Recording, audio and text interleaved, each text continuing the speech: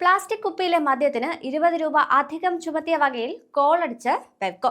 ജില്ലകളിൽ നിന്ന് മാത്രം ബെവ്കോയ്ക്ക് ഒരു മാസത്തിനുള്ളിൽ വരുമാനം കിട്ടിയത് 1.5 കോടിയിലധികം രൂപ. തിരുവനന്തപുരം, കണ്ണൂർ എന്നിവിടങ്ങളിൽ ആദ്യഘട്ടത്തിൽ നടപ്പാക്കിയപ്പോഴാണ് മദ്യപന്മാരിൽ നിന്ന് ഇത്രത്തോളം രൂപ ബെവ്കോയ്ക്ക് കിട്ടിയത്. പകുതിയോളം കുപ്പികൾ മാത്രമാണ് തിരിച്ചെത്തിയത്. 2 ജില്ലകളിലെയും 20 ബെവ്കോ ഔട്ട്ലെറ്റുകളാണ് പരീക്ഷണാടിസ്ഥാനത്തിൽ പദ്ധതി നടപ്പാക്കിയത്. സെപ്റ്റംബർ 10 മുതൽ ഒക്ടോബർ 9 വരെ 15,25,584 പ്ലാസ്റ്റിക് ബോട്ടിലുകളാണ് 20 ഔട്ട്ലെറ്റുകളിലൂടെ വിറ്റഴിച്ചത്. ഇതിൽ 7,66,604 ബോട്ടിലുകൾ മാത്രമാണ് തിരിച്ചെത്തിയത്. കുറച്ച് കുപ്പികൾ കൂടി തിരിച്ചെത്തിക്കാമെന്നാണ് അധികൃതർ പറയുന്നത്. 2 ജില്ലകളിൽ മാത്രം ഒറ്റ മാസം കൊണ്ട് 1.5 കോടിയിലേറെ രൂപ അധികം ലഭിച്ച സാഹചര്യത്തിൽ സംസ്ഥാനത്തൊട്ടാകെ നടപ്പാക്കുമ്പോൾ എത്ര കോടിയോളം രൂപയാകും പ്ലാസ്റ്റിക് നിർമ്മാർജ്ജനത്തിന്റെ പേരിൽ ഈടാക്കുക എന്നാണ് ആശങ്ക. തിരുവനന്തപുരം, ബാലരാമപുരം, മുക്കോല ഔട്ട്ലെറ്റിലാണ് ഏറ്റവും കൂടുതൽ കുപ്പികൾ തിരിച്ചെത്തിയത്.